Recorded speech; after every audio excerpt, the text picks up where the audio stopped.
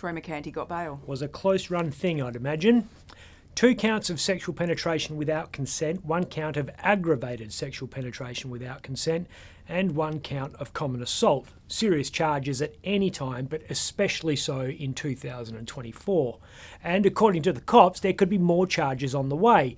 The police prosecutor has told the Perth Magistrates Court that media coverage of the arrest resulted in a separate complainant coming forward. We don't know if that person was at Mercanti's mother's house when what appears to be the entire West Australian police force arrived on Thursday afternoon and led the Mongols figurehead away in handcuffs. Mercanti's lawyer Paul Holmes, he of the leather trench coat, argued during Monday's bail application that his client should be given bail because the matter would be heard in the district court and probably not for a year. That's a long time in jail when you haven't been convicted of anything. The prosecutor wasn't having any of it. Pointed out that the 56-year-old bikie journeyman was already on bail for another alleged crime. That's the March 10 fight with a Rebels bikie at a fish and chip shop, if you can believe it.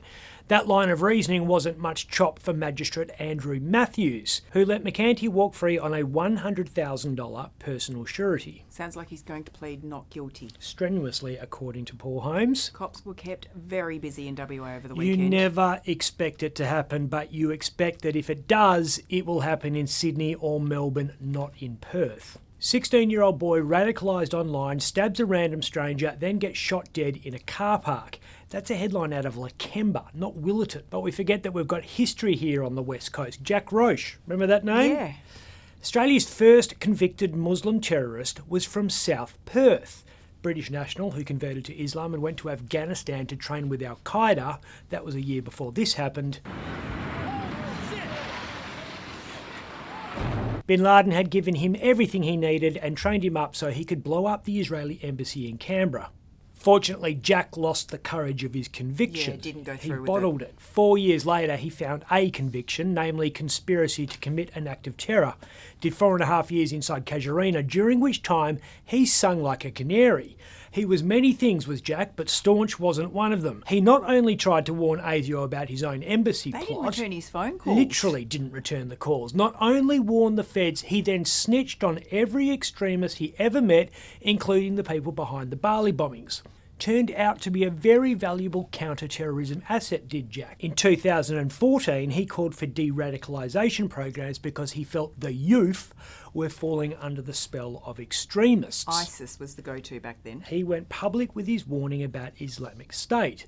He said, the important factor for helping young people who are at risk is that there is some kind of de-radicalisation program available, one that is sincere in its objectives, seen to promote Islamic ideals and supports those at risk. We didn't really think much more about Islamic terrorism because ISIS soon disappeared up its own arse. Then we all got COVID. Then we were back worrying about the Russians. It took this event last October for the spectre of holy war to raise its head again. WA cops have clearly got some work to do with radicalisation programs. Could start by actually talking about the fact that we have one. Did you have any idea about this thing? No. The Countering Violent Extremism program, apparently run with police, schools and religious leaders. This kid was one of 9 people in the program in WA, which to my mind means like an 11% failure rate. He was in the program for 2 years.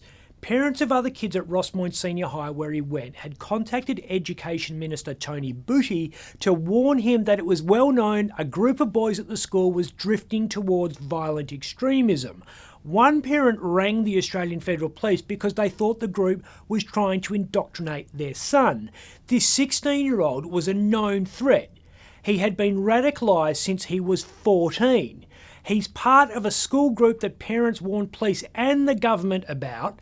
He sent messages to people before he grabbed the knife. If you have any illegal or jihad things online or in real life, please make sure to hide them well. Even with all that, he still manages to stab someone. And when the police get to the car park, their tasers don't stop him, so some poor copper has to resort to a .40 caliber Glock on a teenager. We haven't exactly covered ourselves in glory with this one. We're still arguing about whether it's a terrorist attack. That goes way above my pay grade. Way above your pay grade? You're the Premier, Roger. It certainly has the hallmarks of one. You think, Cole? The kids sent messages saying, remember that jihad for the sake of Allah is a mandatory act and follow in my path. I would have thought it was pretty obvious. Oh, sorry, sometimes if it looks like a duck, call it a duck rather than wasting time on the nuance of language lest you offend someone. No wasting time by police in Mexico. Within days of Perth brothers Callum and Jake Robinson going missing, the local cops had found a woman with a phone, then bodies down a well. Callum and Jake and their American mate Jack Carter Road were shot in the head by people who wanted the tyres from their car. Not their car, the Dunlops on their car. Their 3 bodies were found 15 metres underground on a property in Baja, California, along with the body of the owner of the property who had been missing for some time. Yeah, it's horrifying. It's a reminder that despite what the holiday brochures say, Mexico is still only one breath away from being a narco state where life is still very, very cheap. I'm Ben Harvey. For more update, click the subscribe button below.